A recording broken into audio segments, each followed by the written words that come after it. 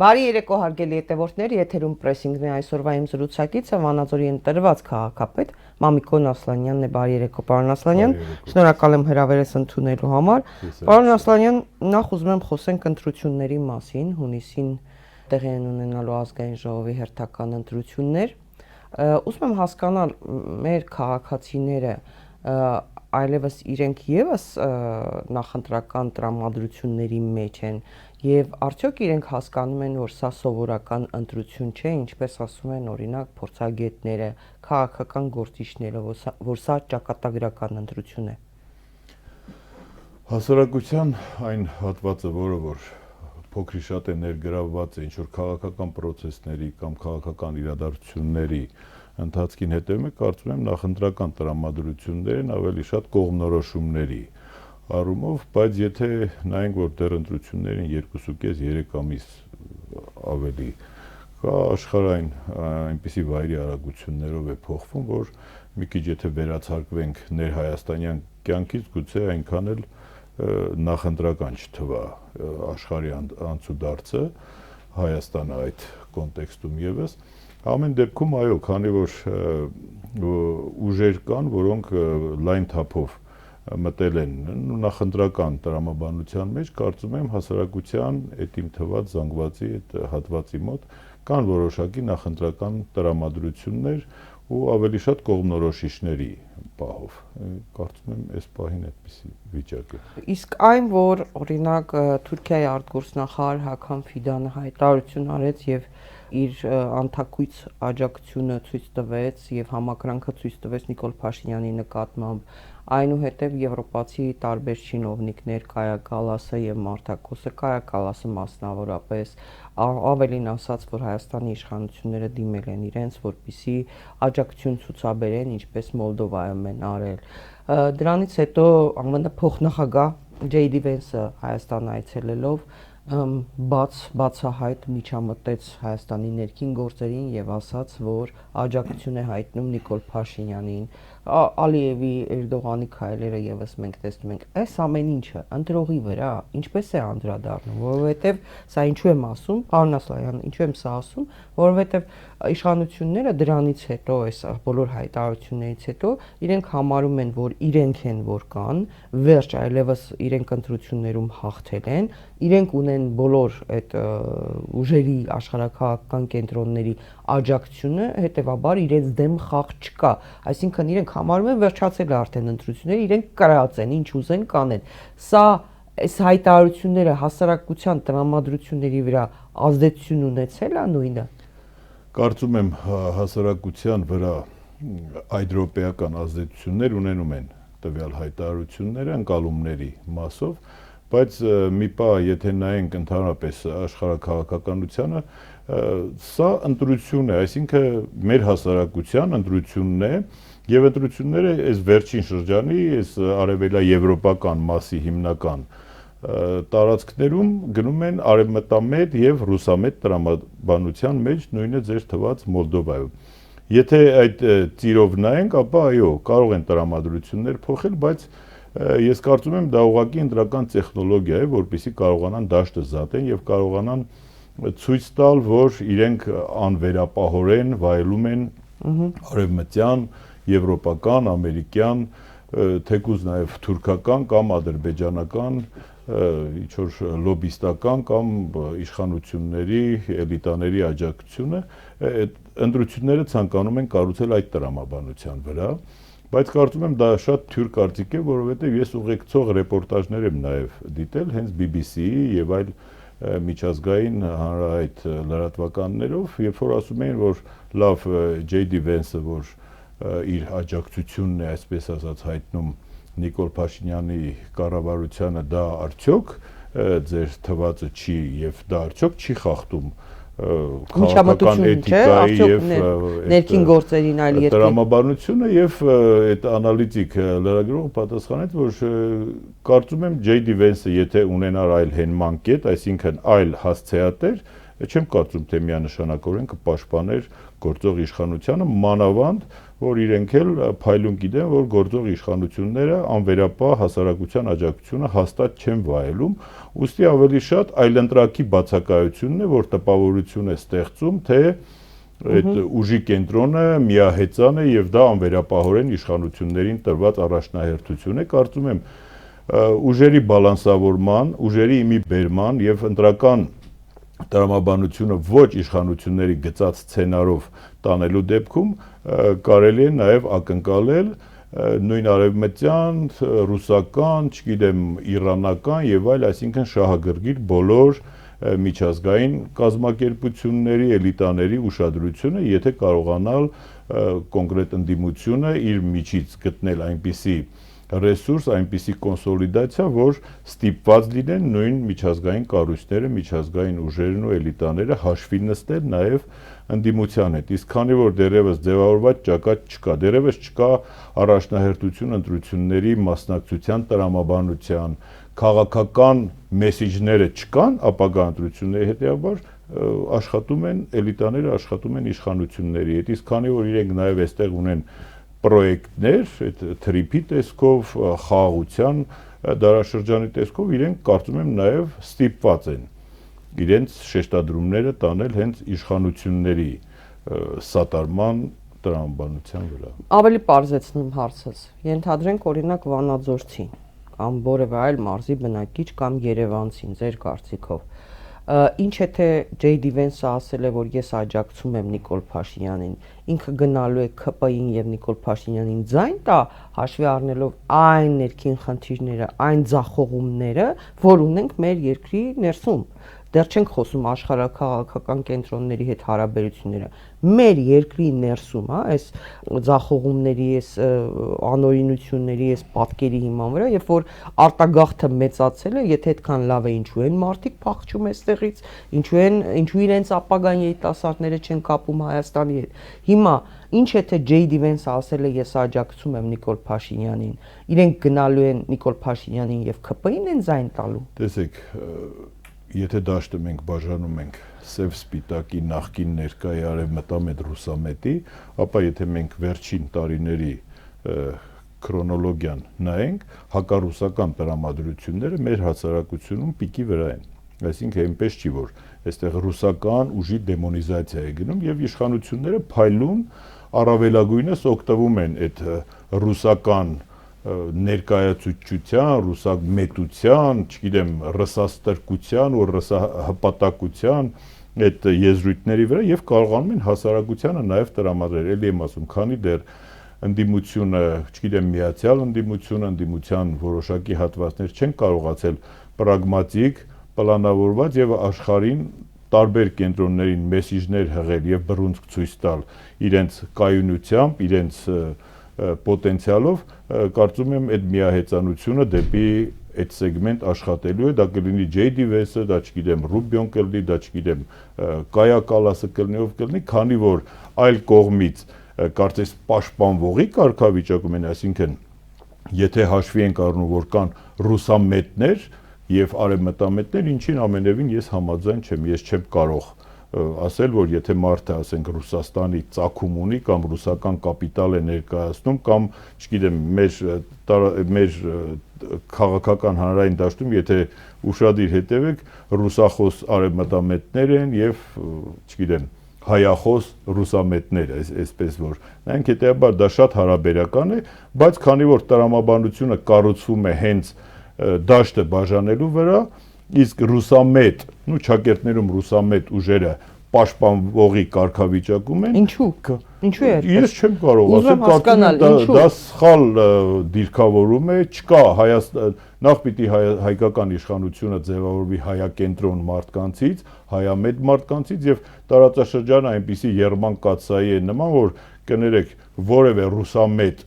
կամ արևմտամետ գործից չի կարող հայամետ չլինել։ Մենք տեսել ենք մեր հարևան կամ չգիտեմ բարեկամ Ուկրաինայում ինչեր տեղի ունեցան, այն մեր թվացial ռուսական ամբողջ ռուսամետ հասարակությունը պատերազմի ընթացքում դարձավ ուկրաինամետ, այսօր որևէ մեկը չի կարող այնտեղ մեծ հաշվով ռուսներին պաշտպանել եւ կարող է հակառակ process-ը տեղի ունենալ, ուստի եթե քո երկրի խնդիրն է, կապ չունի դու ինչ ծագումնաբանություն ունես, դու ինչ գաղափարախոսություն կամ քեզ ինչով են պիտակավորում, եթե դու ստանձնում ես Հայաստանի Հանրապետությունում որևէ դերակատարում, դու չես կարող լինել միահեծանորեն որևէ ուժի, չգիտեմ, նրա ազդեցության, բայց եթե մեր շահերը համընկնում են տարածաշրջանային այս պահին, ենթադրենք Ռուսաստանի շահերի հետ, չեմ կարծում թե արևմտամետ գործիչը պիտի ասի, քանի որ ես էլի ճակերտներով, քանի որ ես արևմտամետ եմ, ռուսական ծառայություններից կամ ռուսական շահերի համընկնումից չեմ օգտվում եւ հակառակը, եթե ռուսամետ այդ նմանատիպ ուժեր լինեն իշխանության կամ ձգտեն իշխանության եւ արևմուտքը ինչ որ այնպիսի առաջարկություններ անի անվտանգային, տնտեսական եւ նրանք հրաժարվեն, ասեն թե չէ մենք ռուսամետ ենք, դա կարծում եմ շատ ծիծաղելի է, այս ներկա դարաշրջանում կներեք իսկի ռուսները չեն ռուսամետ եւ արևմուտքի ժողովուրդը չեն արևմտամետ։ Մենք տեսնում ենք ինչ է կատարվում, չգիտեմ, արևմտյան ժողովրդավարության մեղադրում, որ բանը Պուտինի հետ Ռուսաստանի հետ հարաբերությունները փորձում է կարգավորել, հա, իր շահերից ելնելով, այո, նա հասկանում է, որ պետք է հաշվի առնի Ռուսաստանի պես գերտերության ներկայությունը, շահերը, արևմտյան էլիտաները ինչպիսի դժկամությամբ են վերաբերվում Տրամպի որոշ քայլերին կամ Տրամպը ինչպիսի դժկամությամբ եւ այդ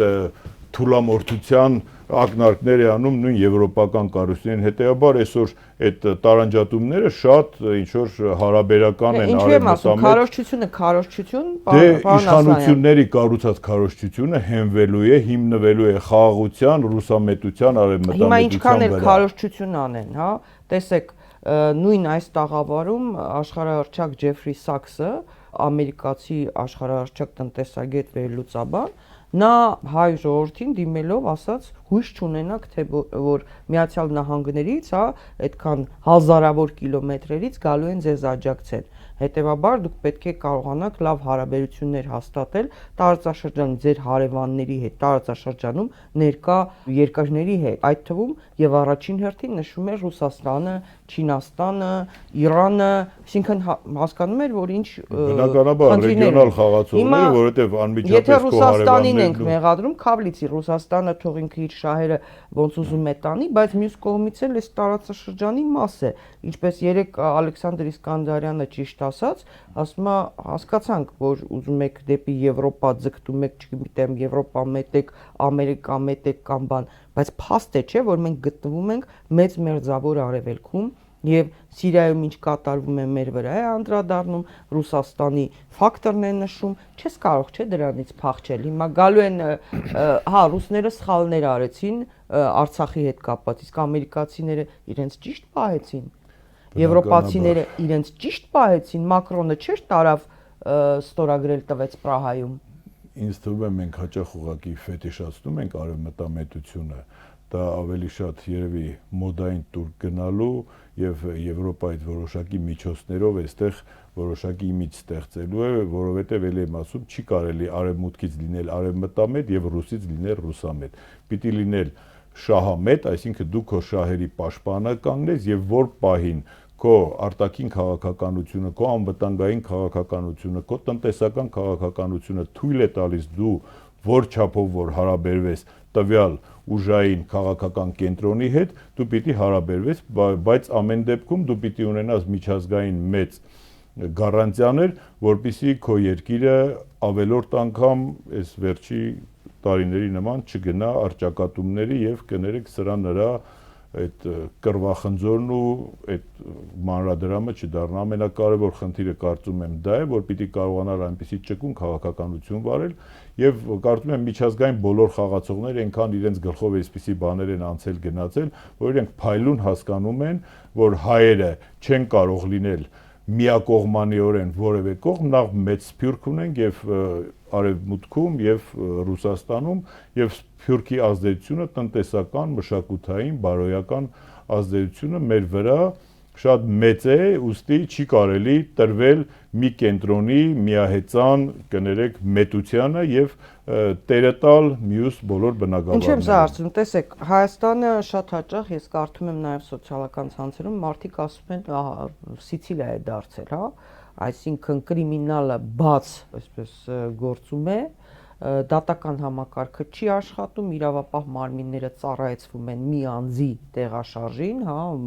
նրա անվտանգությունն են ապահովում, խայտարակ վիճակ է։ Թմրանյութերի լայն տարածում երիտասարդությունը կործանվում է, տնտեսությունը խայտարակ վիճակում է, եթե չլինեն այդ աջակցությունները, պարտքը, որը կուտակում է տարբեր երկրներից, այսինքն տնտեսությունը, այո, զարտուղի ճանապարհներով տնտեսություն այո, եթե այսինքն դրանք չլինեն, հա, հիմա այս ամեն ինչում Պուտինն է մեղավոր, Ռուսաստանը կամ Միացյալ Նահանգներն է մեղավոր կամ Եվրոպան, քաղաքացին հետևաբար ընտրություն անելիս, ընտրության գնալիս, ինչով պիտի առաջնորդվի, Պուտինն է մեղավոր, որ այստեղ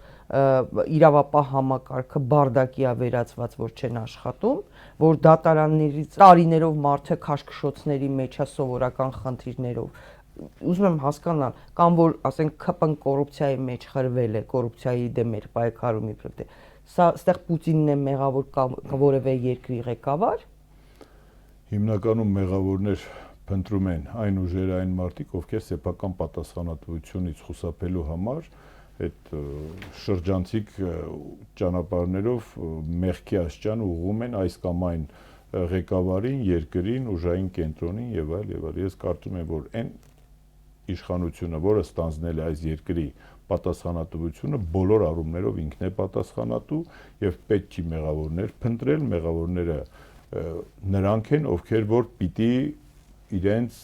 վարած քաղաքականությամբ, իրենց քայլերով, իրենց ստանձնած պարտավորություններով, իրենց լոզունգներով պիտի կարողանային այս երկրում կարգ ու կանոն հաստատել։ Իդեպ ես նախընտրական շրջանում նաեւ այսօր որ ասում եք քարոզություն,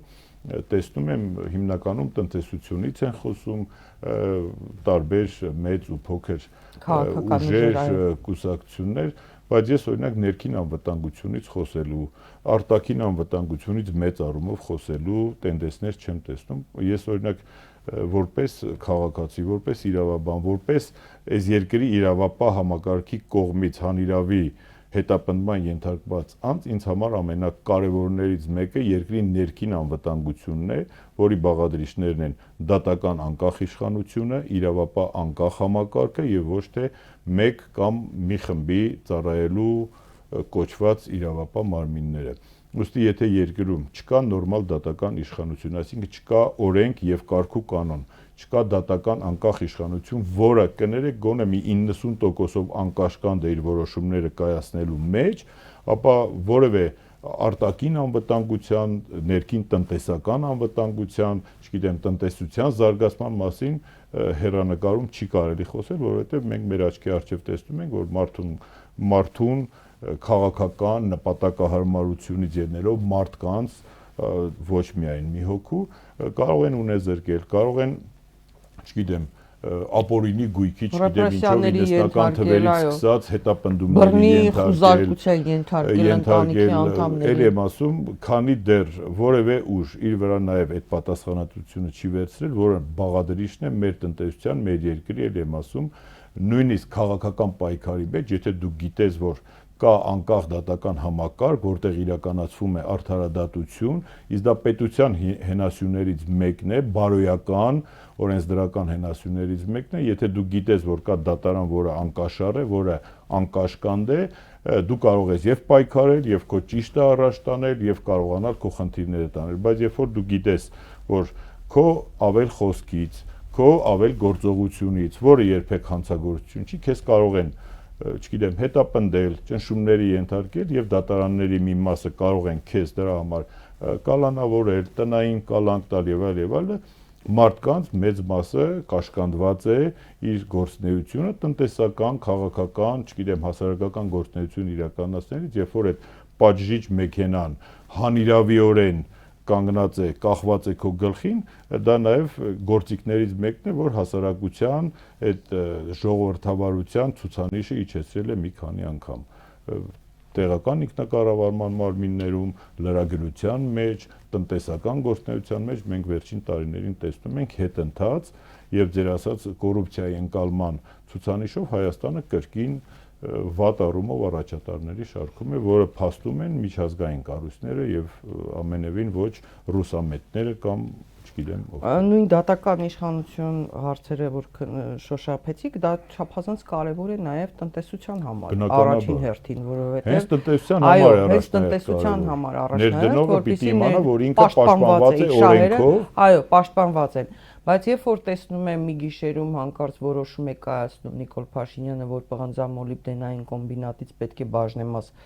իբրև թե դա կառավարությանը հետո յուրայիններին կառավարիչներ նշանակի, երբ որ տեսնում է հեծը խլում են եւ միջազգային արբիտրաժի որոշումը չեն կայացնում, հետեւաբար որևէ դրսից ներդրող, իսկ կապիտալը փախչում է անկայուն, անորոշ նման տեղերից։ Տեսանելիություն եւ կայունություն։ Չի գա այստեղ ներդրում անի։ Եվ առավել եւս նաեւ փաստերով ասենք, երբ որ Վրաստանում տեղի ունեցավ գունավոր հեղափոխություն, մենք հիշում ենք Ամերիկայի փափուկ ուժը, տնտեսվարողներ, բավական լուրջ բրենդեր, նույնիսկ այդպես ասում եմ, հենց McDonald's-ը նաեւ մուտք գործեց Վրաստան, այսինքն իրենց տնտեսվարողներին իրենք ուղղորդեցին այնտեղ հաշվի առնելով նաեւ կայունությունը, փոփոխությունները։ Հայաստանի դեպքում այսպես խոսում են արևմուտք, արևմտյան ինչ ընկերություններ են եկել ներդրում անեն 18-ի այդ գունավոր հեղափոխությունից հետո Հայաստանի։ Հիմա ինչ ներդրողներ են եկել, ինչ բրենդեր են եկել, այսինքն նրանք ռիսկի չեն դիմում, չեն գալու։ Դրա համար նոր քիչ առաջ երբ որ խոսում ենք, ես ասեցի J.D. Vance-ը կլինի, տարբեր արևմտյան գործիչներ կլինեն, խոսքից գործի անցնելու որևէ տարբերակ առայժմ չկա, միայն խոսումներ են 4 միլիարդի, չգիտեմ ինչի եւ արևմտյան միակ մեծ ներկայացուցչությունը տնտեսական, եթե չեմ սխալվում, Որոտանի հեկն է, որտեղ կա ամերիկյան կապիտալ։ Ես այլ մանր գուցե ինչ որ կամպանիաներում, բայց մեծ միջազգային տրանսնացիոնալ կամպանիաների ներկայություն, չեմ տեսնում, իսկ եթե տնտեսական ներկայացվածություն չկա, եթե պահանջ չկա միջազգային կառույցների կողմից Հայաստանը բարեփոխումների միջոցով բերել այնպիսի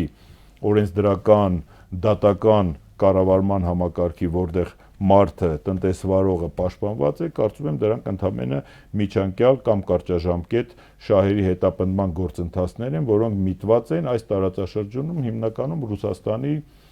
ներկայացության նվազեցմանը կամ Ռուսաստանի հետ ապագայում տարվելիք բանակցությունների ժամանակ մեզ նաև օգտագործելու որպես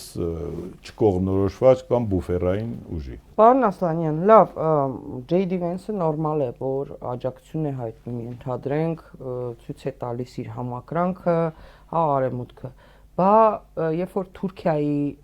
արտգործնախարարը Հական Ֆիդանը, որը նախկինում զբաղեցնում էր Թուրքիայի արտաքին հետախուզության ղեկավարի պաշտոնը, բա Էրդողանը, Ալիևը, որ այսպես ձգտում են, որ Նիկոլ Փաշինյանի իշխանությունը ամեն գնով պահեն։ Սա քաղաքացու վրա ինչպես է անդրադառնում։ Այդ առումով կարծում եմ բացասական է անդրադառնում, բայց բերեք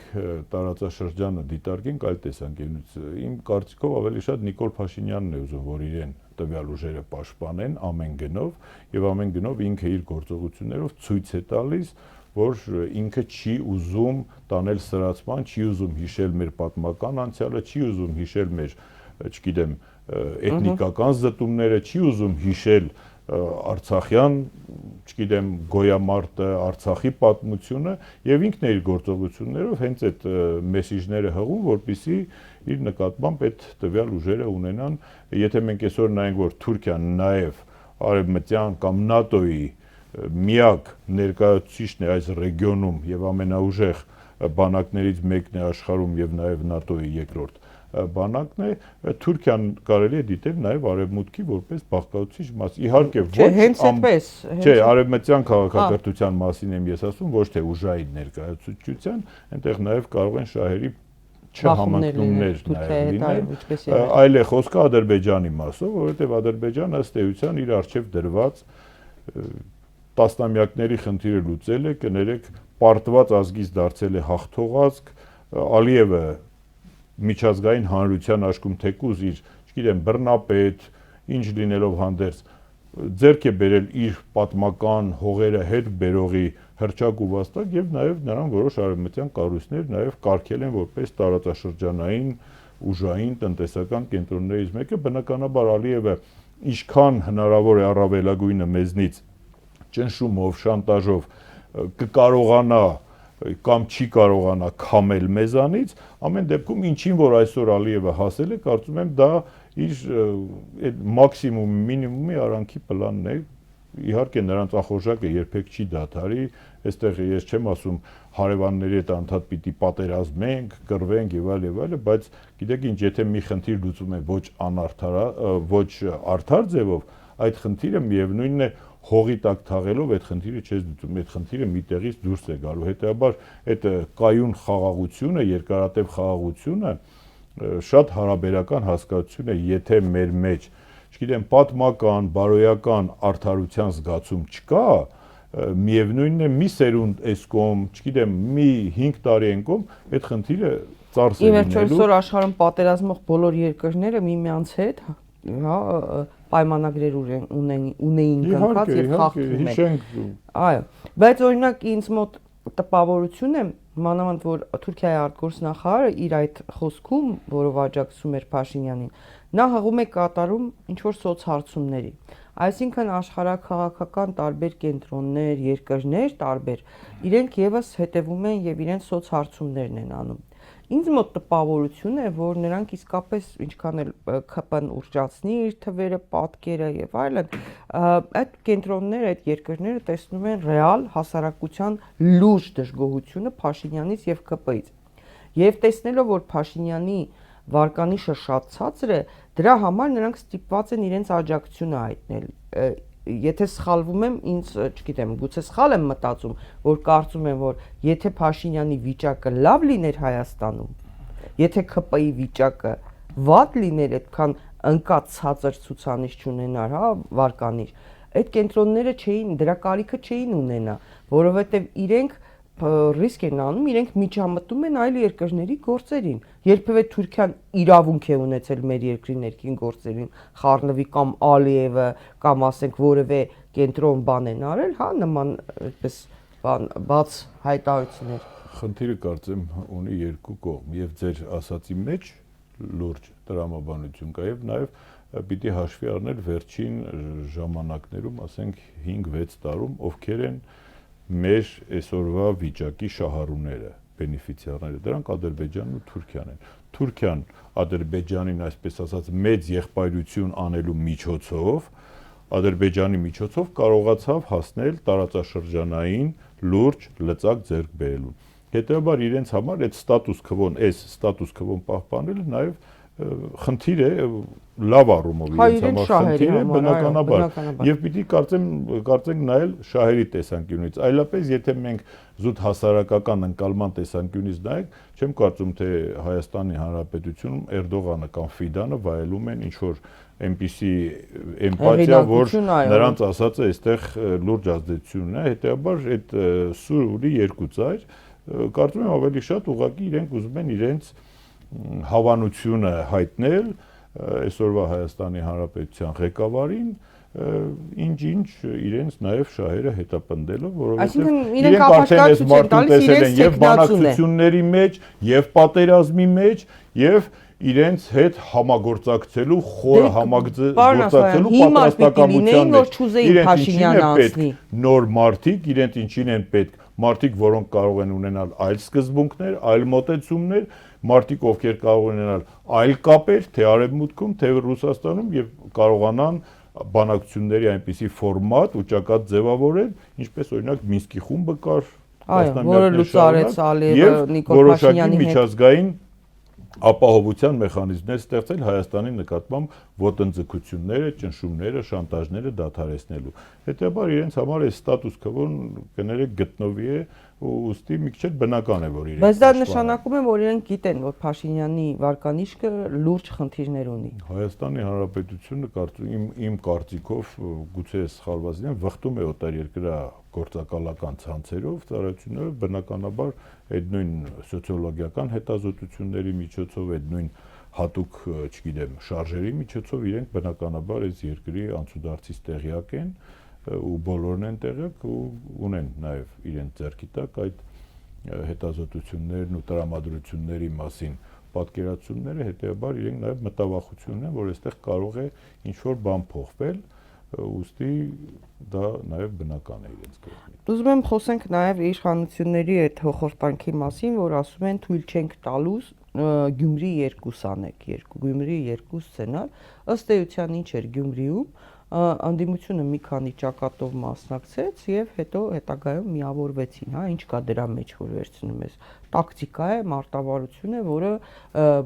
ամեն տեղ անում են եւ դա թույլ է տալիս խորհրդարանական կառավարման որևէ երկիր այդ մոդելով աշխատող որևէ երկրի համակարգ։ Հիմա ինչու են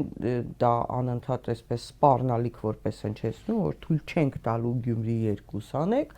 բայց իրենք Կայա Կալասին նամակ են գրում, ասում են մեզ Մոլդովա 2-ի ենթարկեք,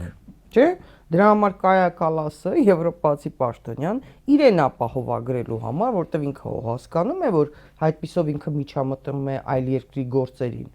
Ինքը ասում է Հայաստանի իշխանությունները մեզ դիմեցին, որ մենք աջակցենք այս հարցում, ինչպես աջակցել ենք Մոլդովայում։ Այսինքն Մոլդովա 2-ը նորմալ է, Գյումրի 2-ը վատ, ինչի են սպառնում։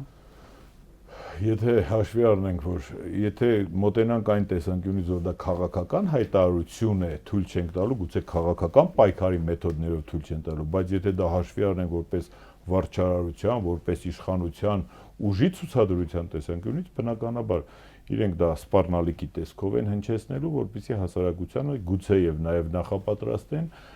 ձեր նշած Մոլդովա 2-ի սցենարին։ Իսկ ինչ վերաբերում է Կայա Կալասին, պիտի նախ հասկանանք ով է Կայա Կալասը։ Կայա Կալասը ցակումով էստոնացի է, հայտնի ռուսատյաց գործիչ եւ այստեղ ամեն ինչ կներեք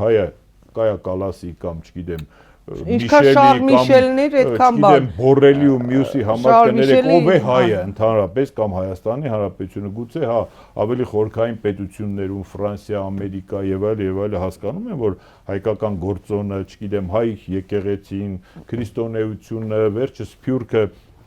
որոշակի դերակատարում են, բայց ով է Կայա Կալասը։ Կայա Կալասի մասին Եվրոպարլամենտում, Եվրոպայում այնքան մտքեր ու կարծիքներ են հնչել, որ կներեք իրենց համար, որ ասում ադնին բորշե, ադնին մենշե, նրանց համար ինչ տարբերություն սա Մոլդովան է, Հայաստանը, չգիտեմ, Ռումինիան, թե Սլովակիան, հետեւաբար դրանց վրա պետք չի խորանալ, բայց այն որ իշխանությունները նաև իրենց որոշակի խոսնակների միջոցով պատրաստում են հասարակությանը Մոլդովա 2-ի սցենարի, չգիտեմ, ռուսական ագենտուրայի չթողնելը ներթափանցել խորհրդարան, չգիտեմ, այդ թուրքական ագենտուրային կարելի է ռուսականին օրինակ ենթադրել։ Կներեք հասարակական տրամադրությունների շոշափման նաև միջոց է, որպեսզի հասկանան հասարակությունը ինչքանով է պատրաստ, ինչքանով է հնազանդ նմանատիպ որոշումների եւ չեմ բացառում ոչինչ մեր երկրում կներեք մենք այնքան բան ենք այս վերջի 10 տարում տեսել, որ ոչինչ չեմ բացառում։ Բայց բացառում եք, որ օրինակ Նիկոլ Փաշինյանը տեսնի, որ Վենսի, Հական Ֆիդանի ու Կայա Կալասների հայտարարությունները իր բանը ձայները չեն ավելացնում, արդեն ճարահատյալ գնա Պուտինի դուրն էլ։ Իսկ ինքը եւ չի գնացել Պուտինի դուռ։ Ինքը ցանկացած արևմտյան այցից առաջ կամ հետո գնում է Պուտինի դուռը, այսպես ասած, չգիտեմ, ինչ փակ դռների հետևում ինչ է խոսում, բայց ամեն դեպքում հրապարակային ելույթներում ինքը միշտ նույնիսկ այս վերջերս իր ելույթներից մեկի ժամանակ ինչ որ զատու լինի, ինչ որ ռուսական, չգիտեմ, որ շրջանակների մասի խոսակցություններ եւ նա տարանջատեց Միշուստինին եւ Պուտինին, ասեց, որ ռուսական բարձր իշխանությունը փառք Աստծո, որ այդ գծի մեջ չի ինչ որ, չգիտեմ, գուբերնիստները կամ եւ այլ, հետեւաբար մարդը դնում հաշվում ասում է ես Պուտինի հետ խոսել եմ այսքան անգամ հեռախոսով, ես հանդիպել եմ այսքան անգամ, իր համար ըստ էության ամենակարևոր գոյաբանական խնդիրը իշխանության վերարտադրությունն է, ուստի ինքը ամեն մեթոդի պատրաստ է, ամեն ինչի պատրաստ է, նայած թե ինչքանով մեր հասարակությունը դա թույլ կտա եւ ինչքանով ինքը կարող է զսպվել այլ կառույցների կողմից, չգիտեմ, միջազգային խաղացողների։ Հիմա ինչ է անելու, ասենք, որպեսզի Գյումրի երկու Չէ, ինքը ըստ էության, եթե ընտրական մեխանիզմներին է ենթարկում, դե ռեպրեսիաներ ինքը ամեն օր Սամվել Կարապետյանի ղեկավարած քաղաքական ուժին փորձելու է չթողնել, արդեն Ռուբինյանը եւ այլն սպառնում են հստակ բոլորը, հա, որ ընդհուպ մի բան կա, ինչ ասեմ այդ կնոջ մասին, ես ինձ կարող եմ թույլ տալ, ես կին եմ կարող եմ ասել, մի падգամավոր կա Ալեն Սիմոնյանի օգնականներ կարծեմ, ասել է մեծամասնություն են կարանք, չէ, օրենք ընդունենք, որ Սամվել անունով մարդիկ չմասնակցեն ընտրություններին, ասենք նույնիսկ մարազմը ստեղ է հասել, էլի։ Հա, դուք ինչ ուզեք լավներ, հա, ինչ ասենք, այս վիճակն է, հա, այն բան արեք, ընդհանրապես Սամվել անունով մարդկանց թթվածինը փակեք, բան մի թողեք, հասարակությունը, ընդդիմությունը սկսում է շարժվել, չգիտեմ, ԿՊ-ի կամ ԿՊ-ի կողմից գեներացվող կանանց կամ տղամարդկանց կողմից տարածվող այդ բառամթերքը մեկնաբանելով, դա տուպիկ է, որովհետև էլ եմ ասում, ամեն ինչ չի որ մեկնաբանման։ Հա, հիմարների հետ չպետք է գլուխ դնել, հա, ինչպես ասում են, հա։ Ենթակա է եւ ամեն ինչ շուրջ չի որ պիտի օրակարգ։ Բայց սա իրենց լկտիության չափն է ցույց տալիս, է, ինչ նշանակում կարող ենք արգելենք Սամվել անունով մարդկանց։ Դե իրանք այնպիսի բաներ են կարողացել անել, որ կներեք մի կուսակցությանը թույլ չտալը, չեմ կարծում թե իրենց ամենամեծ գրեխներից մեկը կլինի, այնպես որ հեչ մի զարմացեք, ձեր փաստը կներեք, ընտրված քաղաքապետ, ինչ արեցին, որոշեցին, որ չկապչում։ Մարդը ասենք ես ընտրություններում հաղթելու համար վճարել եմ 2 տարի 7 ամիս բանտում անցկացնելով, չգիտեմ, մյուսը երկու անգամ ավել ձայն էիք, չէ՞ հավաքել, երկու անգամ, այս երկրում բարեգործություն անելով մյուսը նրանից խլվել է, չգիտեմ ինչը, բանտում է պահվել, այն մյուսը խոսք է ասել, գնացել են ամիսներով, տարիներով նստել, եկեղեցին որոշակի տրամադրություններ է արտահայտել եկեղեցու նկատմամբ այնպիսի ռեպրեսիվ մեխանիզմներ, չգիտեմ, կոմպրոմատների շքերթ ու ես իմին սկսվեց զարմացանք, որ ոնց կարող է հայ քրիստոնյա մարդը լինի դա վարչապետ, լինի դա վարորդ, թե ուսուցիչ, ոնց կարող է մայր եկեղեցու, չգիտեմ, առաջնորդի նկատմամբ կամ կներեք մեր նույնականությունը, մեր ազգապահպանությունը, լեզու մշակույթը դարերով փոխանցած կառույցի նկատմամբ ունենալ այդպիսի արգահատելի վերաբերմունք, հետո ամնը դնել, թե եկեղեցին կապ չունի, անձինք են եւ այլն։ Ուզում եմ ասեմ, այդ մարդիկ ինչ ուզում խոսում են, հետեւաբար մենք չենք կարող անպատասխանատու գտնվել եւ մենք էլ ինչ ուզենք խոսենք։ Մենք խոսում ենք այն, ինչի մասին գիտենք, ու մենք նկատի չունեմ ես ինձ հոգնակի թվով այն մարդիկ, ովքեր որ այդ տրամաբանության մեջ են։ Ոստի հիմա ինչ են անելու, չեն թողելու, փորձելու են չթողնել, չեն գրանցելու, չեն թողնելու մասնակցություններ, տարբեր Նիկոլ Փաշինյանը սպառնաց, չէ, բան արեց, որ ոչ մի օլիգարխ, ոչ մի նախկին նախագահներ չեն լինելու, դուրս են շպրտվելու, այս կողմն, այսինքն այսպիսի հայտարարություններ։ Ես չգիտեմ, օրինակ ասենք դատախազություն, իրավապահ մարմիններ, օլիգարխում նկատի ունի։ Ես օրինակ անկեղծ չգիտեմ, հետո այդ օլիգարխը որ դե օրինակ եթե նկատի ունի Գագիկ Ծառուկյանին 18 թվականին ինքը ասեց Նիկոլ Փաշինյանը հայտարարեց, ասեց նա խոշոր սեփականատեր է։ Մարդը 20 տարուց ավել քաղաքական դաշտում է, չեմ կարծում թե ելում Սամվել Կարապետյանը օլիգարխ չի, որովհետև Սամվել Կարապետյանը ոչ միայն պաշտոն չի, այլ Սամվել Կարապետյանի տնտեսական այդ կառույցը որևէ քաղաքական հենարանի արդյունքում կամ նրա հովանավորությամբ չի ստեղծվել թե Ռուսաստանում, թե Հայաստանում, ուստի էդ էլ հանեցինք, այսինքն օլիգարխ այն մարդն է, որը քաղաքական որոշումների վրա ունի որոշակի ազդեցություն, նաև դա օգտագործում է իր տնտեսությունը կամ իր, չգիտեմ, բիզնեսը լոբինգ անելու համար։ Դե ես թվարկել եմ Արսեն Թորոսյան, Աննա Հակոբյան, Նիկոլ Փաշինյան, բոլորը այնտեղ ԿՊ-ում բոլորը օլիգարխ են, չէ՞։ Իրենց կողքին կանգնած մարդիկ են, հետեւաբար օլիգարխը դրանք են։ Խաչատուր Սուքիասյաններ ու բաներ են արդեն, նույնիսկ որոշները տվել անցել են։ Այդ գիտեք ժողովրդի ականջի համար այդ լապշաները այլևս չեն աշխատում։ Նախ պիտի ժողովրդի բացատրել ինչ է նշանակում օլիգարխ։ Ինչ է նշանակում հանցագործները իրավունք չունեն, չգիտեմ, ես իրավունք չունեն։ Կներեք մոտ 10 տարվա իշխանությունը ոնց կարող է մեկին ասել հանցագործ, մեկին ասել կոռուպցիոներ, մեկին ասել թալանչի եւ այդ թալանից որևէ բան հետ բերած չլինել։ Ինչ է դա նշանակում, դա ինչքան կարելի է այդ թեման շահարկել, այդ սև ու սպիտակ, նախկին, ներկա եւ այլն։ Դա կարծում եմ ուղղակի հասարակությունը, որպեսզի չգնա այդ ճանապարհով, պիտի մարդկանց բացատրի, պիտի կարողանա ներկայացնի, որ ինքեր այդքան էլ տենց չի, ախր դուք եք իշխանություն, ախր դուք այնպիսի ռեպրեսիվ գործողություններ եք անել, որ որևէ օրինականության մեջ չի տեղավորվում եւ նախորդ 30 տարիների պատմության մեջ այսպիսի աննախադեպ երևույթներ ինչ արել եք դուք, որևէ մեկը չի արել, ում ինչի մեջ եք մեղադրում, ում մատի փաթաթան դարձրած, չգիտեմ, անվանարկելով ման եք գալիս ընդամենը ընտրությունները, չգիտեմ, շահելու համար։ Լավ, հասարակությունը նաև ինֆորմացված է, հասարակությունը հասկացանք, որ մեդիագրագիտության պակաս կա, պրոպագանդայի մեջ փող դնելով մարդկանց ուղեղի վրա ազդելու տարբերակներ շատ ունեք, այն մարդիկ կամ այն ուժերը, պետական բյուջեն եւ դրսից ստացվող փողերը, բայց վերջը իրողություններ կան, մերկ իրողություններ, որ դրանց մասին չի կարելի խոսել, արդեն ամոթ է այդ նույն տրամաբանության մեջ խոսելը նախկինները, ներկաները, կներեք, այդ ովքեր են այդ նախկինները, կամ ասենք այդ երբանից է սկսում նախկին ու ներկայի հաշվարկը, 18 թվից է, 90 թվից է, որ թվից է, սովետի քանդվելուց է, ինչից է, ինչ է նշանակում դա, մարդը լինում է վատը կամ լավը, կարող կամ անկարող, պրոֆեսիոնալ, ոչ պրոֆեսիոնալ, կան, եթե ունեք փաստեր, որոնցով դուք կարողանում եք ձեր դատարանների միջոցով դատապարտել, ապացուցել, գնացեք ապացուցեք, ինչի եք դա քաղաքական շահարկման թեմա ընդհանուր դարձնում, չգիտեմ, թալանը եւ այլն, դա արդեն չաշխատող խփված այդ ֆիշկաներ են, դրանք այլևս չեն աշխատում, այսօր պիտի կարողանալ ուղղակի ձևավորել ճիշտ դաշտ, ճակատային բռունցք, անպայման չի միասնական եւ կարողանալ թիրախային խմբերի վրա աշխատելով ընտրական մեխանիզմները կիրառելով հասնել հաջողության։ Վերջ այս երկրում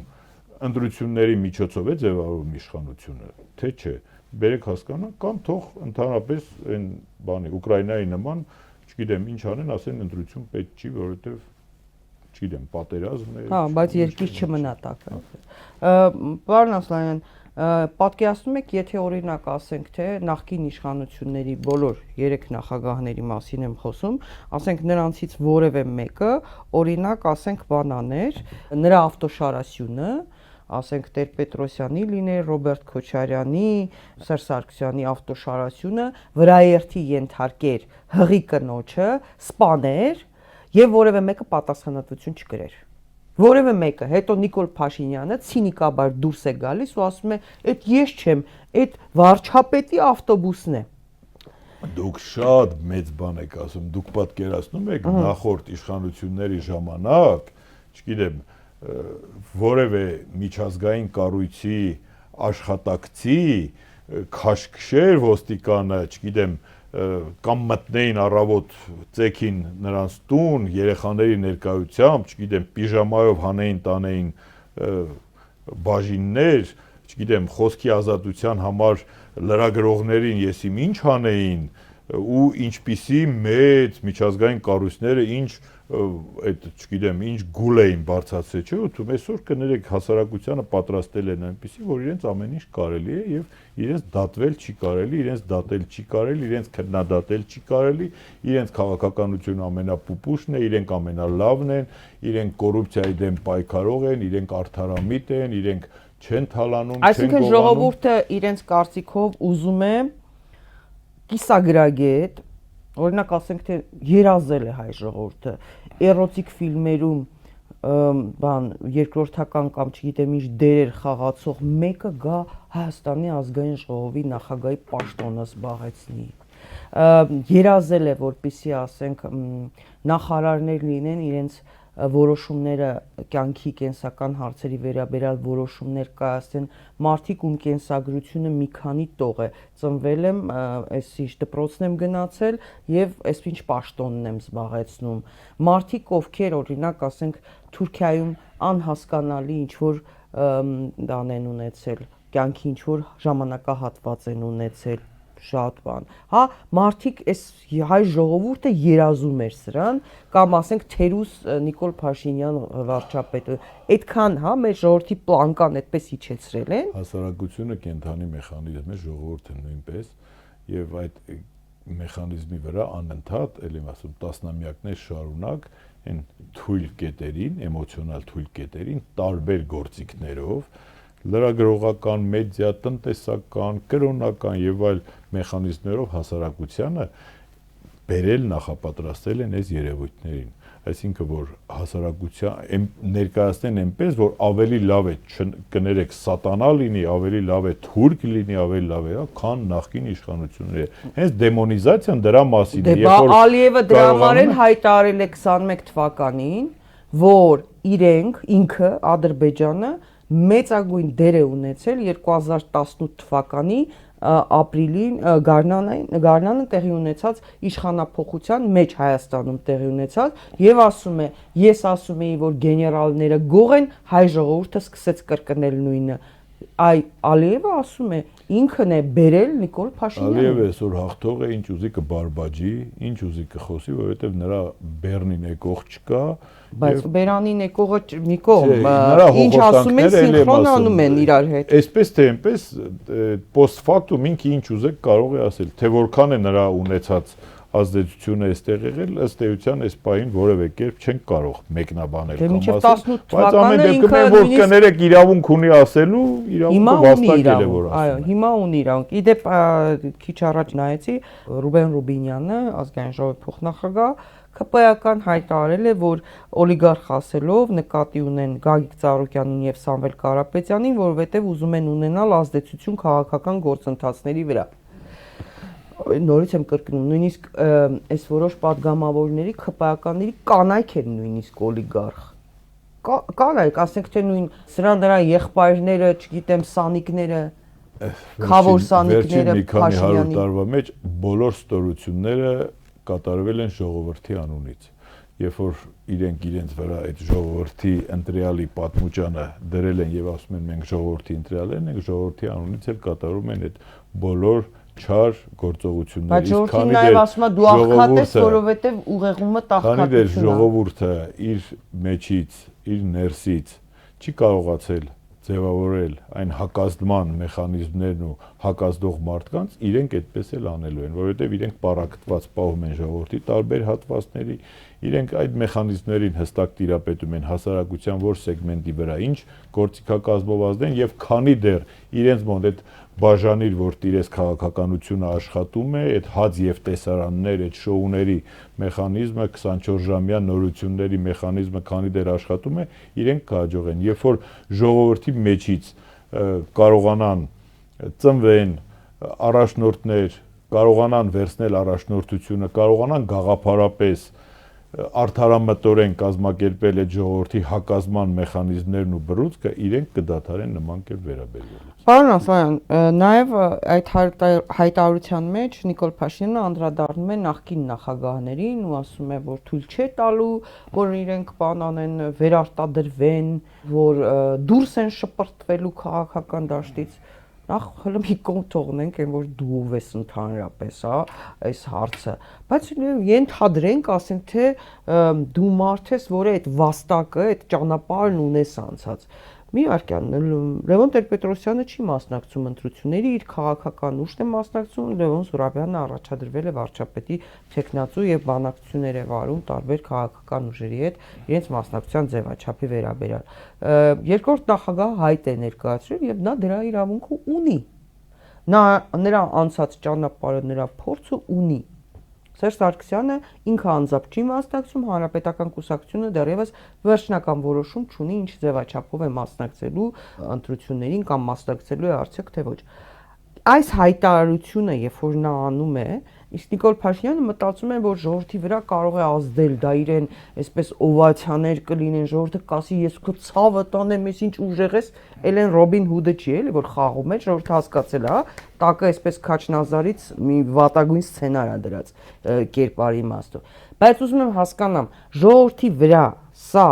ազդեցություն ունենում է, որ ինքը ասում է ոչ մի նախկին նախագահ դուրս է շպրտվելու, չգիտեմ, օլիգարխները չեմ թողել։ Էս sense որ էս բաները անում է, սալյուտները, ազդում է ժողովրդի վրա։ Նախ մի պահ եթե վերացարկվենք քաղաքականությունից, մարդը պիտի ներքին կուլտուրա ունենա,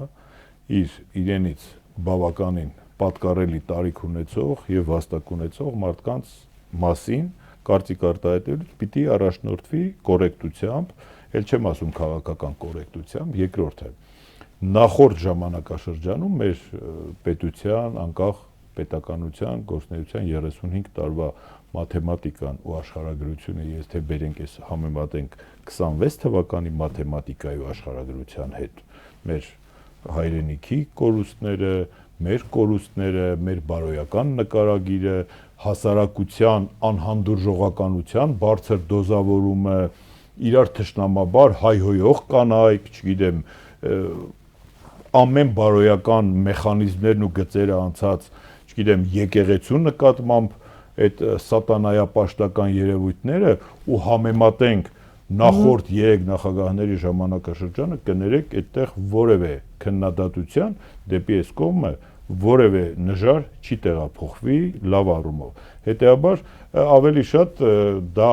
նախապատրաստական կամ կողմնակիցներին ինչ որ ուժ, եռանդ տալու միջոց է։ Էլ եմ ասում, մասնավոր գործողությունները բերեր խառնել մեր պետական անցած ժամանակաշրջանի հետ, կարծում եմ շատ թյուր ըմբռնում է եւ իր կողմից թե ում կողմից կլինի չի կարելի մեր անցած 30 քանի տարվա պատմությունը բերել հավասարեցնել 0-ի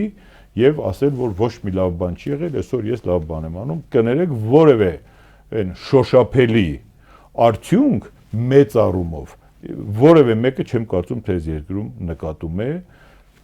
այս վերջի 7-8 տարիների ընթացքում։ Հա, որևէ լավ բան դրական։ Որևէ արդյունք, շոշափելի արդյունք, կներեք ես չեմ ասֆալտ, ասում են, ինչ լինի, ասում են ասֆալտ։ Ասֆալտն էլ քանդվեց, ես չեմ ասում ասֆալտ, չգիտեմ, որոշակի տնտեսության մեջ այսօր երևացող, գիտեք, ինչի հետ կապված որոշակի աշխուժություն, դա որևէ շոշափելիք չի, որովհետև կներեք 1 միլիոն առավոտը կարող է դառնալ 0, բայց քո հողը, քո բարոյականությունը, քո հավատը, քո ինքնությունը, քո պաշտպանվածությունը, քո նկարագիրը տարածաշրջանային, չգիտեմ, ռեգիոնալ, այսօր մենք ամեն ինչով այսօր կորցրած ենք եւ որևէ կերպ շահած չենք։ Հետեւաբար, երբ որ ինքը կստեղծի մի այնպիսի բան, կամ ինքը ցույց կտա մի այնպիսի բան, որը որ կունենա համազգային, ռեգիոնալ, չգիտեմ, գոյաբանական, անվտանգային նշանակություն, ինքը գուցե կարող է նման կերպ իրեն պահել էլի հաշվի առնելով էթիկայի կանոնները, բայց այս պահին դա ընդհանրապես քարոզչական մեթոդներ են, որ ինքը ցույց տա, որ ինքը 3 նախագահներին, բոլոր մեծահարուստներին, բոլորին ինքը կարող է բերել, տանել, ջարդել։ Ասենք մարդիկ են ԿՊ-ում, որ բոլորը գիտեն, չէ՞, նույնիսկ սրճարանում, ասենք սուրճը պարտքով էին խմում կամ գարեջուրը պարտքով էին խմում։ Հիմա տեսեք ինչ միլիոններից են խոսում նրանք։ Իհարկե կխոսեն։ Իրենք ինչից ուզում նրանից էլ խոսում են։ Լավ, եկեղեցու դեմ հարձակումը, հա, փորձենք հասկանալ։ Տեսեք, փաստորեն իրեն աջակցության գինը Թուրքիայի եւ այլ կենտրոնների Ադրբեջանի, գուցե նույն արևմտյան որոշ երկրների, տեսեք, աջակցության գինը ինչն է։ Ինքը հասկանում է, չէ, որ մեկ է եկեղեցուն հարվածելով իր վարկանիշը, իր ռեյտինգը չի բարձրանում, ընկնում է միայն, որովհետեւ բոլոր սոցհարցումները, այդ թվում ամերիկյան հետազոտական կենտրոնների արած ցույց են տալիս, որ հայ առաքելական եկեղեցին ունի ամենաբարձր վարկանիշը 70-ից 80%։ Ինչի համար է դա անում։ Կարծում եմ ինֆորմացիայի եւ կրթության ու պատմագրության հետ առերեսվելու պակասից է այդ գործողությունների ստարտը տրված, դուք ասում եք Ադրբեջան, դուք ասում եք Թուրքիա։ Դե որովհետև Ադրբեջանի հոգևոր առաջնորդի հայտարարությունները շատ մալադոյ մուսուլմանական երկիր է, մալադոյ։ Ես չեմ ասում երիտասարդ։ Ադրբեջանը վերջի 30 տարին է որ տենց ինչ որ մուսուլմանություն։ Թուրքիան շատ խորը մահմեդական երկիր է եւ Թուրքիայի առաջնորդները փայլուն հասկանում են, որ հայ առաքելական եկեղեցին միայն հայաստանյաց եկեղեցի չէ։ Եվ եթե մենք նաև հաշվի առնենք վերջերս տեղի ունեցած եկեղեցական Ավստրիայում տեղի ունեցած ժողովին Պոլսո պատրիարքարանի ներկայացությունը, այսինքն Թուրքիայի իշխանությունները, նաև արևմտյան էլիտաները գիտեն, հասկանում են, որ հայ առաքելական եկեղեցին չի կարող լինել ոչ ռուսական ագենտուրայի մաս, ոչ արևմտյան ագենտուրայի մաս, ոչ իրանական, ոչ մյուս։ Հայ առաքելական եկեղեցին հայաստանյաց ամբողջ հայերի միավորող գենետիկ ազգապահպանության կոդը դարեր շարունակ փոխանցող հայապահպանության, մշակույթի, լեզվի, որ կուզեք ավելի խոր իմանալ, նաև պետականության որոշ սաղմեր պարունակող ինստիտուտ է։ Ուստի այդքան հեշտ չի հայ առաքելական եկեղեցու այս հատվածին գուցե չգիտեմ կալանավորեն, բռնեն, չգիտեմ ինչ, բայց հայ առաքելական եկեղեցու դեմ պատերազմել չեն կարող։ Որևէ մեկը չեն կարող, հայ եկեղեցին կարող է կներեք անկել, հառնել եւ այլն։ Իսկ իշխանությունները կորելուց կորում են հավիտյան։ Եկեղեցին գոնե վերջին 1700 քանի տարվա մեջ դեռևս չի կորել։ Հետեւաբար մեկը եթե ժամանակավոր ցանկացած իշխանություն կառավարություն կմտածի, որ հայ առաքելական, չգիտեմ, ինչ պատրվակով, ում դուր գալու համար, Ադրբեջանին, մյուսին, չի կարելի եկեղեցուն հաղթել։ Եկեղեցուն հաղթել նշանակում է հաղթել Աստծուն։ Իսկ եկեղեցուն դա Աստծո դուրն է, Աստծո տունն է։ Ուստի այդ պատերազմները դրանք հողմի դեմ պատերազմներ են։ Իսկ ինչու է դա անում այդ դեպքում։ Ընդ որում տեսակ, երբ որ ինքը սկզբնական շրջանում գուցե մտածում էր շատ արագ մուլտիպլիկատիվ էֆեկտ կստանա եկեղեցու նկատմամբ ոտնձգությունից, քանի որ բերեք ճիշտը խոսենք, նաև տասնամյակներ շարունակ խոսվել է հասարակության մեջ, չգիտեմ, տեր հայրերի մոմավաճառություն եւ այլը բարքեր, բան, ինքը մտածել է դա գեներացնելով կարող է առավելության հասնել, բայց այդ բոլոր թվարկածները 0 են հայ առաքելական եկեղեցու առաքելականության, նրա կոչման եւ մեր ազգի ընդհանուր մեծ խնդրի առջև։ Հետեւաբար այդ մնացածները կներեք 1-2 սրբազանի կալանավորելով, բռնաճնշումների ենթարկելով, կամպրամատներով եւ այլն, եկեղեցուն հնարավոր չէ հաղթել։ Որևէ մեկը չի կարող։ Ինչ մնաց թե հայկական քրիստոնեական պետության այսօրվա առաջնորդ։ Ես հասկանում եմ այդ ամեն ինչը, բայց այդ նույնն է, որ ինքը քեզ հաղթես։ Տարբեր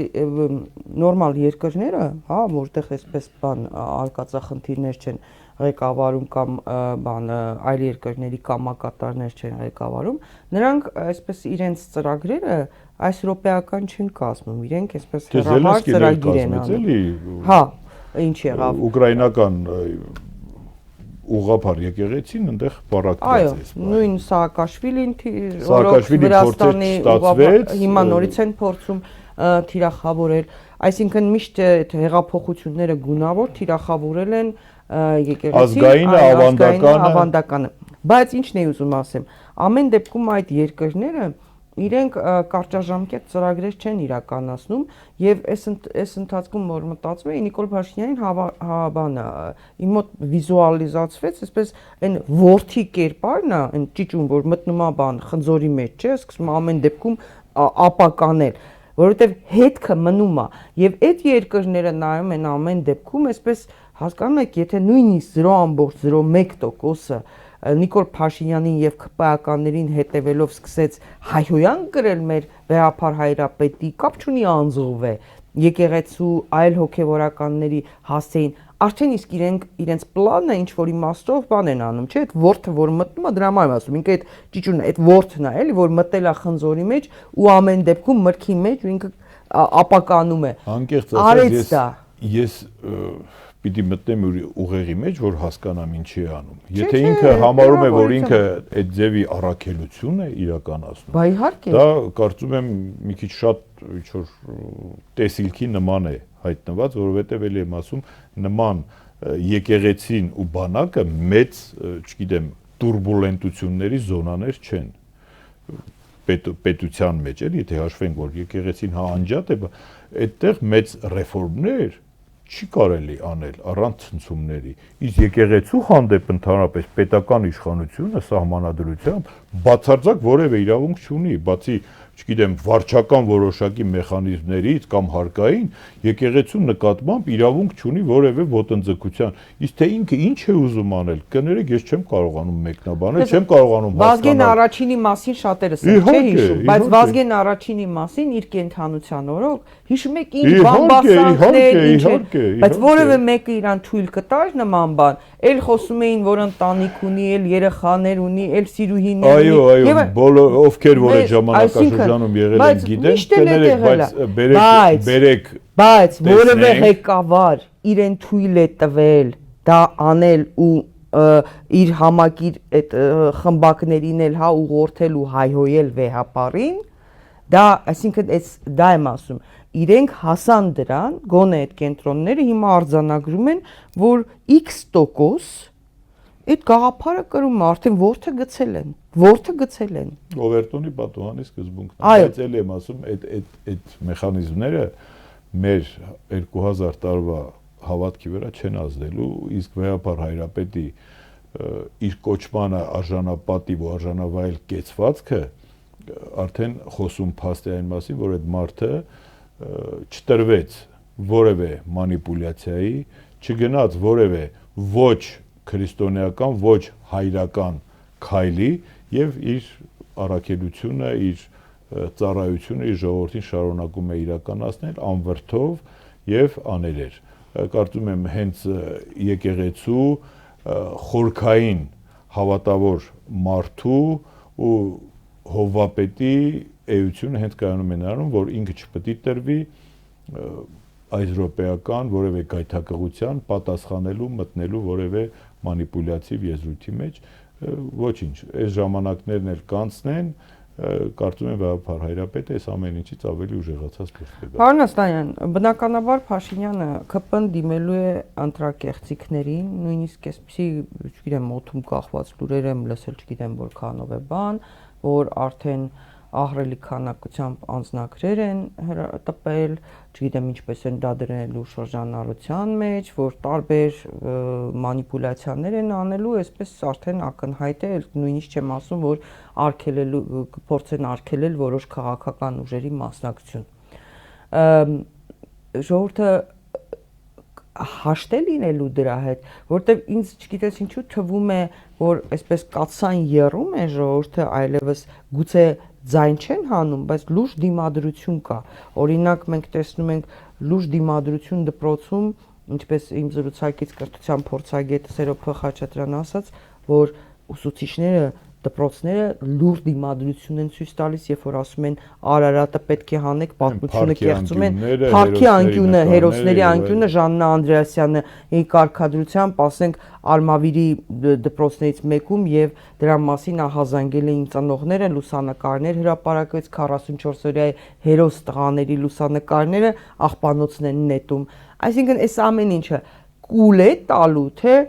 հանկարծ երբ որ մի բան տեսնի ժողովուրդը կարող է իսկապես ոտքի կանգնել ու անկանխատեսելի զարգացումներ։ Ես կարծում եմ ստանդարտ ուղղակի սպասողական ընտրությունների գնալը մեծ ինչ որ արդյունք չի տա, եթե նախապես այդ ձեր ասած ժողովրդին չնախապատրաստեն ընտրական process-ներին, այսինքն պիտի հասարակությունը արդեն տաքացած վիճակում գնա ընտրությունների, որպեսզի նախ կարողանա ընտրություն կատարել, երկրորդն էլ ձեր ասած պատրաստ լինի, եթե ընտրությունների կեղծման բացահայտ փաստեր լինեն, դուրս գալու փողոց իր ընտրությունը պաշտպանելու։ Կարծում եմ, պիտի փողոց նախապատրաստել, պիտի ժողովրդին նախապատրաստել, որ չի կարելի հանդուրժել եւս մեկ անգամ ընտրությունների գողության միջոցով, ինչպես դա արվել է Վանաձորում ու տարբեր համայնքներում, գողության միջոցով բարիս բունի իմաստով չի կարելի ձևավորել իշխանություն, որովհետև ել եմ ասում, իշխանության աղբյուրը ժողովուրդն է, եթե ժողովուրդը այդ իշխանությանը լեգիտիմ չընդունեց, միևնույնն է, այդ իշխանությունը շատ կարճ կյանք կունենա։ Եվ ուզում եմ հասկանամ, մարդիկ ամբողջությամբ պատկերացնում են, թե չէ ինչ է մեզ սպասվում, ոչ ուզում եմ այդ թանձրացնեմ պատկերը, ընդհանրապես պետք է հետևել Ալիևի եւ Էրդողանի հայտարարություններին եւ պատկերը պարզ է լինում։ Ադրբեջանը պահանջում է բացի այն, որ դու պիտի Հայաստան սահմանադրությունը փոխես իմ ուզած ձևով, այլև պետք է 300,000 շուրջ 300,000 ադրբեջանցիների բերեք վերաբնակեցնեք Հայաստանում, Ադրբեջանի սահմանադրությամբ, ինչպես նույն Նիկոլ Փաշինյանն է առիթ ունեցել նաև գրառում կատարել այդ մասին, Ադրբեջանի սահմանադրությամբ Հայաստանի տարածքների 60%-ից ավելին համարվում են ադրբեջանական տարածքներ եւ Ալիևը համարում է, որ պետք է ավարտին հասցնեն Արևմտյան Ադրբեջանը, ահա այս օրերին էլ Ադրբեջանի հոգևոր առաջնորդ Փաշազադեն, այստեղ շատ հետաքրքիր է Փաշինյան, Փաշազադեն հայտարարել է, որ պետք է հիմա շարունակենք Արևմտյան Ադրբեջանի տարածքները վերականգնենք, մշակութային օջախները վերականգնենք, պաշտպան կանգնենք եւ այլն մեր ժառանգության, այսինքն process-ը տանում են։ Օրինակ ասենք Լոռեցին կամ Գյումրեցին կամ որևէ, հա, հասկանում է, որ վաղը, ինչպես օրինակ Ամասիայում հայտնվեցին ադրբեջանցիներ ու նայում էին, ասում էին, այս մեր օջախներն են, այս բաներն են գալու ենք, այս ենք անելու, այն ենք անելու։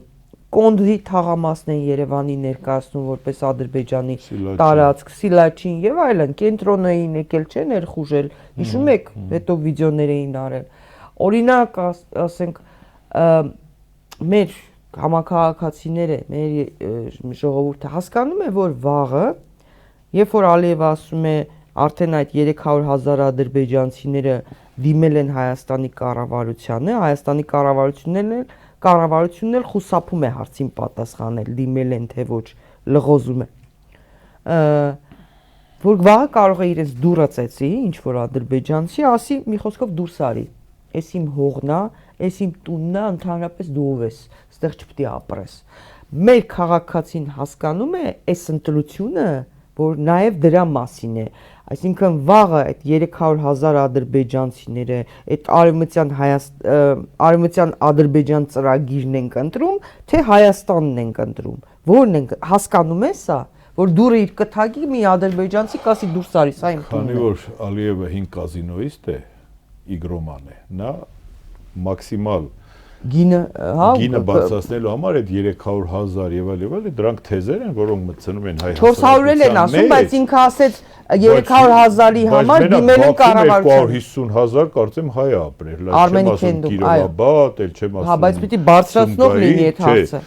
Տեսեք ինչու՞մն է խնդիրը։ Մենք այստեղ ունենք ավելի լուրջ հարց, ավելի մեզ համար կարևոր հարց, քան դրա հոխորտանքները, դա այդ 300,000-ի հարցը կարծում եմ այս իշխանությունների առաջ բարձրացնում է, որպեսզի սրանց մտցնի մի անկյուն, հանկարծ արցախցիների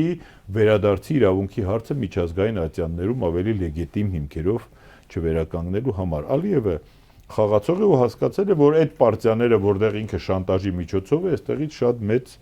Ես կհավատայի, եթե չտեսնեի ադրբեջանցիները ոնց են ազատ ելույթ անում։ Արդեն սկսել են քաղաքասարակություն, չգիտեմ, ինչ գիտեմ, որ դրանք այդ էկոակտիվիստներն են, ովքեր պետական հեռուստաընկերությամբ ինչ են լցնում հայ ժողովրդի գլխի։ Իհարկե, այնտեղ հայատյացության դոզան որևէ չի պակասել եւ ապագայում մոտ ապագայում գոնե հաստատ որևէ հայ իրեն այնտեղ անվտանգ չի զգա, ինչ մնաց թե տնտեսական, այդ տալարնելու առևտրի եւ այլ կարծում եմ դեռ վաղ է դրա մասին խոսել, էլ եմ ասում, այն խաղաղությունը, որը ամրագրված է զուտ փաստաթղթով եւ դրա տակ չկա արդարացիության, արդարության նշույլ բոլոր կողմերի համար, թեկուզ մենք ունենայինք կորուստներ, բայց հասկանայինք, որ այդ կորուստները այն գիններ, որ մենք պետք է վճարենք, չգիտեմ, կայունության, Արցախի հայկականության եւ այլն համար այսօր ամեն ինչ կորցրած մի կողմը չի կարող խաղաղության որևէ թղթով ինքը համարել կամ այս սերունդը ենթադրենք համակերպվեց, արցախցիների, մեր մյուս սերունդները գուցե դրա հետ չեն համակերպվում, ուստի այդ հարցը ֆունդամենտալ լուծման տեսակետից ինքը զրոյական նշանակություն է ունենալի, քանի դեռ այդ հարցը արդարացի լուծում չի ստացել։ Իսկ եթե դա անարդարացի կողմերի մեկի սեղմելով, մեկի ճնշման տակ դու գնում ես գործարքի, ինչ եթե չկորցնես իշխանություն, ինչ եթե քո տարածքից եւս մի քանի կտոր չփախցնեն, տանեն քեզ դնելով էլի այդ պարտվածի կարգավիճակում գնալ այդ զիջումների տակ ստորագրել որևէ բան, կարծում եմ դա հարցի լուծում չէ, եւ դա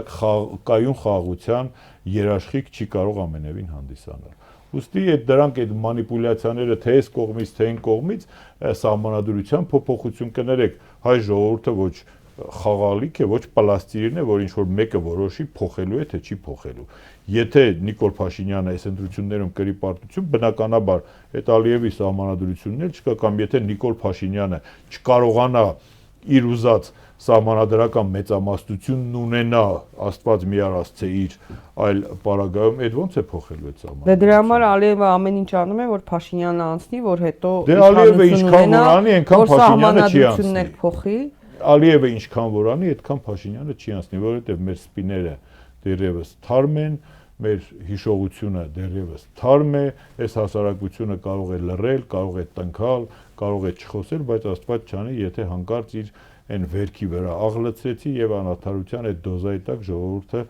իր ցասումը Ահա, բայց ընդդիմությանը չէ։ Գուցե եւ կախված չլինի, որովհետեւ դա շարժում է լինում նման դեպքերում պորտկում է լինում եւ դեռ հարց է սահմանադրությամբ մենք կարող ենք բոլորս եւ ապստամբություն անել եւ հեղափոխություն անել, բայց ընդդիմությանը դժվար գործ է հասել։ Հերիք չի ամբողջ պետական բյուջեն օգտագործում են իրենց PR-ի, իրենց քարոզչության, իրենց սեփական կարիքների համար։ Հերիք չի իրենց կյանքի բարեկեցության բոլոր բաների համար, հերիք չի երկիրը պարտքի տակ են մտցնել 14 միլիարդը արդեն անցել ենք, պարտք են բերում, պարտք են փակում ու տնտեսությունը ձախողված։ Հա, էլի մենք մտածենք բոլորս, իհարկե իրանք արդեն ինչ հաշիվներ ունեն դրսերում, բայց Գեորգ Պապոյանը օրինակ այդ տնտեսությունը ձախողված ԿՊԱ-ական ասում է, որ բանը մենք չանցնենք, ասում է, թրիպ չի լինելու։ Մենք որ չանցնենք։ Յանի հիմա տրիպը կա, էկուտ չի լինելու, ինչի մասին ենք խոսում, չեղած բանը որ չլինի։ Ասում է, որ ԿՊ-ն չանցնի, բան էլ չի լինելու։ Ես դասեցի, այսինքն ԿՊ-ը կարելի է խոսքերից ենթադրել, որ ԿՊ-ն արհեստական բանականություն էլ չի լինելու։ Այս տարածաշրջանի համ սիլիկոնյան հովիտն է, եթե արհեստական բանականություն չի լինելու, համ անվտանգության երաշխավորն է, քանի որ խաղաղություն չի լինելու, համ էլ Ամերիկայի նախագահի ինչ որ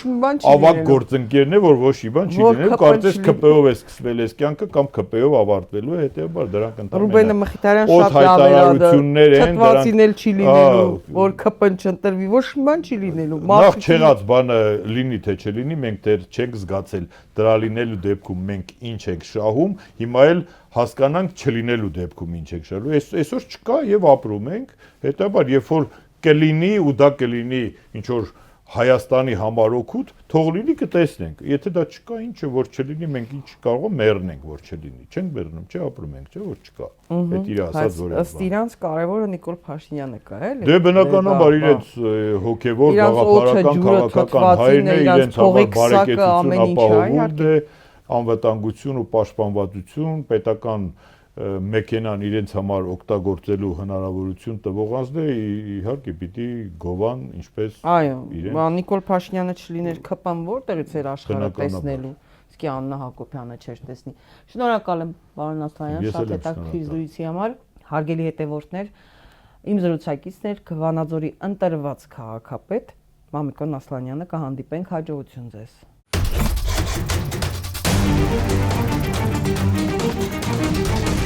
Thank you.